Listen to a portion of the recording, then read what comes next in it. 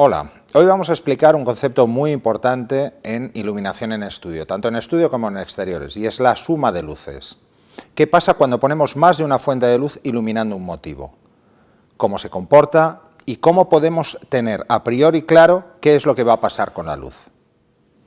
Es muy frecuente que nos encontremos en situaciones en las que tenemos dos fuentes de luz, ya sea en estudio que tenemos dos flashes, por ejemplo, o en exteriores que tenemos la luz del sol y un flash. En ambos casos vamos a tener esta suma de luces y cómo la gestionemos va a ser muy importante a la hora de obtener el mejor resultado posible. Vamos primero a ver la teoría. La teoría es muy sencilla.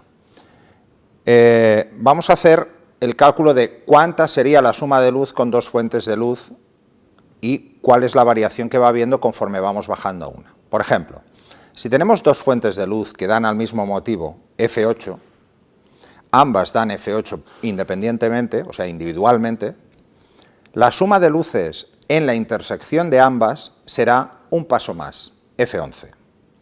Si la diferencia entre ambas fuentes de luces es de un paso, la suma de luces nos va a dar 2/3 más que la mayor, F10.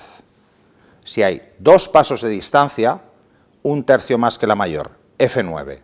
Si hay 3 pasos de distancia, nos dará F8.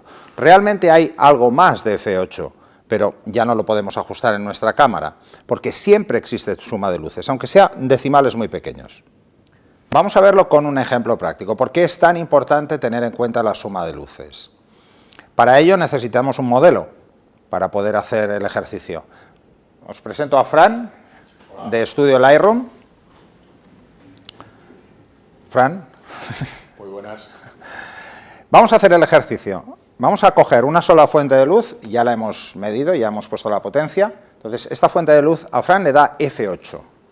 Yo ahora voy a hacer una fotografía y vamos a ver la diferencia si no tenemos en cuenta la suma de luces.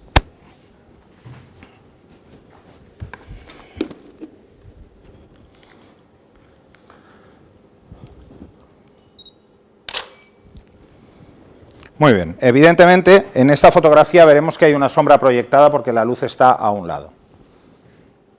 Hemos incluido ahora, para continuar el ejercicio, una segunda fuente de luz. Ambas están a F8. La suma de luces nos dice que a Fran llegará a F11. Así que vamos a ignorar que existe la suma de luces y veremos la diferencia. Seguimos teniendo la cámara en F8, que es como la teníamos hace un momento, y veremos cómo cambia.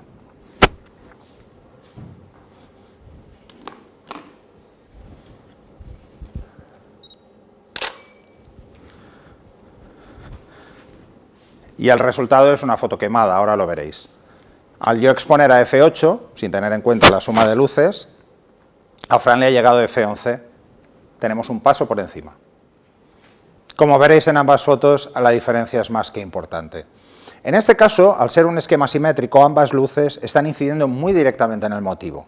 Eso también lo debemos tener en cuenta. En sistemas que no son simétricos, sistemas asimétricos, la suma de luces no es la mayor parte, son zonas muy pequeñas o más laterales. En esos casos la suma de luces hay que tenerla en cuenta para no, por ejemplo, quemar un contorno.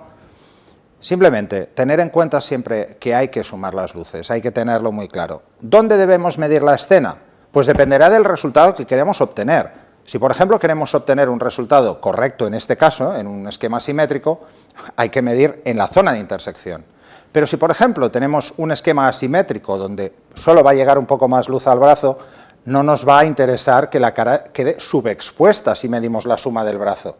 Vamos a medir donde nos interesa obtener la información, de cuál es la exposición correcta en la zona que nos interesa centrar la atención. Y eso es todo. Os emplazamos al siguiente vídeo. Ya sabéis que si tenéis cualquier duda o aclaración sobre este ejercicio o otros que podéis ver en el canal, solo tenéis que contactar con nosotros.